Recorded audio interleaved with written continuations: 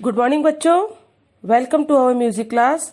बच्चों, आज हम संगीत के बारे में जानकारी हासिल करेंगे। मैं आपको बताऊंगी कि संगीत क्या है। संगीत के प्राचीन कालीन, मध्यकालीन, आधुनिक कालीन की परिभाषाएं आपको बताई जाएंगी। जैसे संगीत किसे कहते हैं?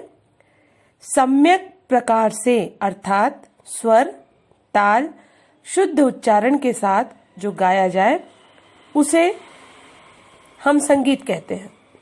प्राचीन काल में संगीत की परिभाषा बताई गई है।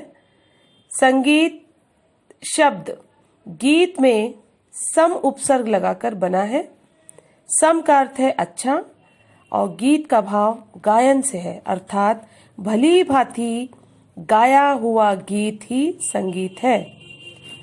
ओम का उच्चारण संगीतमय है, अर्थात सृष्टि के आरंभ से ही के साथ ही संगीत का आरंभ हुआ।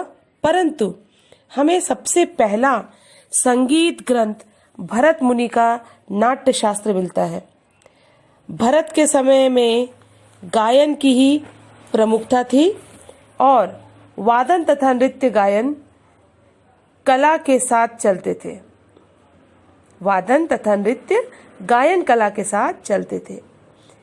उसी प्रकार मध्यकाल में संगीत की परिभाषा पंडित सारंगदेव के अनुसार गायन, वादन और नृत्य, इन तीनों कलाओं के मेल को संगीत कहते हैं।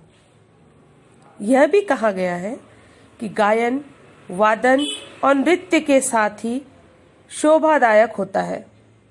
तीनों एक दूसरे के पूरक हैं।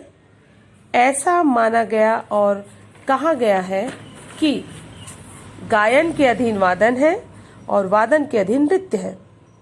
कालिदास जी ने भी कहा है तीनों कलाओं का समूह ही संगीत है, क्योंकि केवल गायन संगीत होता तो उसे संगीत न कहकर गीत कहा जाता। उसी प्रकार आधुनिक काल में संगीत की परिभाषा, इस काल के प्रमुख संगीतकार थे पंडित भातखंड जी और पंडित दिगंबर पलुष्कर जी। इनके अनुसार संगीत की परिभाषा है गायन, वादन, नृत्य, इन तीनों कलाओं को संगीत के अंतर्गत माना है। चाहे ये तीनों कलाएं स्वतंत्र हैं तो भी किसी सीमा तक एक दूसरे पर आधारित है। ये तीनों कलाएं एक दूसरे की सहायता से ही प्रभावशाली होती है।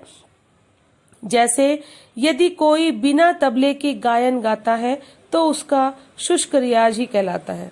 इसी प्रकार सितार, सरोद, शहनाई वादन अवनद्य वाद्यों के बिना फीके लगते हैं और नृत्य तो बिना वाद्यों के मुख प्रदर्शन ही लगेगा। वैसे तो गायन, वादन, नृत्य ये तीनों कलाएं अपने में इतनी विकसित हो चुकी है कि इन्हें अलग माना जा सकता है, परंतु गायन हो, वादन या नृत्य हो, तीनों कलाओं में एक दूसरे का आधार मिलता है।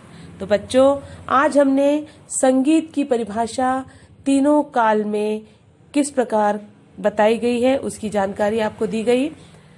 तो आप